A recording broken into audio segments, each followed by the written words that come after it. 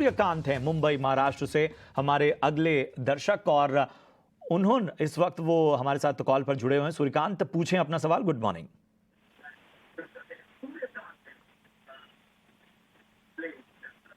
सूर्यकांत, आप तक आवाज पहुंच रही है मेरी?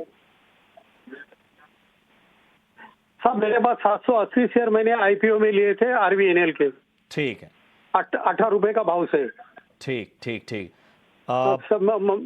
मेरे पास 780 शेयर है आरवीएनएल के। मैंने 18 रुपए भाव से लिया था। आईपीओ में लगा था हमारे को।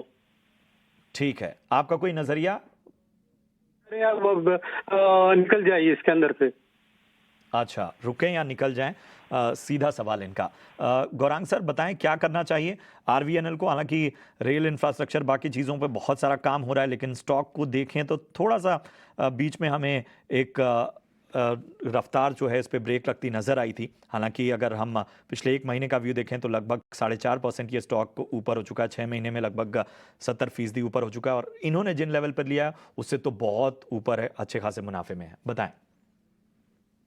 तो पहले तो दो चीज है यहाँ पर। एक तो 18 रुपए में 780 शेयर है इनके पास, और मौजूदा स्तर मेरे ख्याल से आरवीएनएल का, रेल विकास निगम लिमिटेड का 120 के ऊपर दाम चल रहा है। तो अगर आप प्रतिशत के हिसाब से मुनाफा देखें तो मेरे ख्याल से बहुत ही शानदार मुनाफा इनको हो रहा है।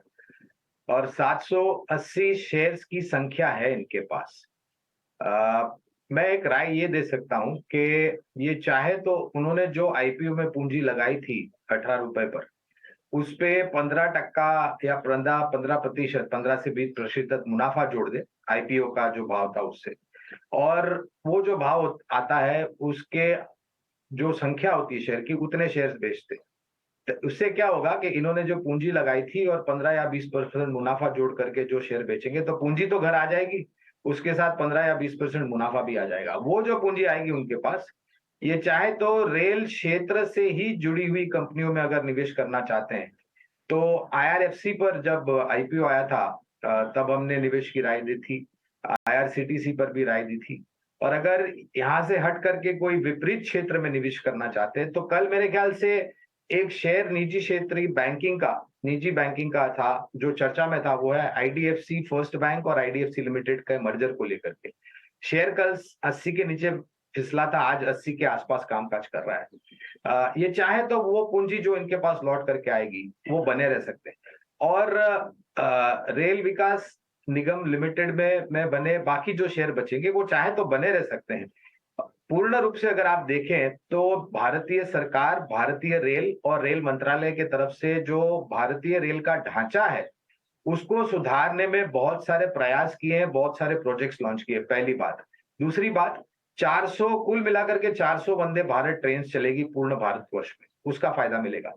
तीसरी बात, लॉजिस्टिक डेडिकेटेड फ्रेट कॉरिडोर्स ये बन रहे हैं, मॉडर्नाइजेशन ऑफ स्टेशन हो रहे हैं, नई तीव्र गति के एक्सप्रेस ट्रेन, सुपरफास्ट ट्रेन चलाने की बात करिए। अगर आप पूरा समीकरण सामने रखते हैं तो मेरे ख्याल से रेल क्षेत्र से जुड़ी हुई सक्षम और मजबूत कंपनियों को मेरे ख्याल से आने वाले समय में फायदा मिलेगा। लेकिन ये पूरी प्रक्रिया को पूर्ण रूप से जमीनी स्तर पर लागू करने के लिए समय लगेगा। तो आपका निवेश का नजरिया कम से कम 1.5-2 साल का होना चाहिए। बिल्कुल। तो अभी तो आप काफी अच्छे मुनाफे में हैं, लेकिन अगर 1-2 साल और रुके तो और भी शानदार यहाँ पर तेजी देखने को मिल सकती है। आउटलुक और ग्रोथ काफी अच्छी नजर आ रही है आरवीएनएल के लिए। तो अगर चाहें तो आप समय दे सकते हैं स्टॉक को, कोई दिक्कत वाली बात नहीं है।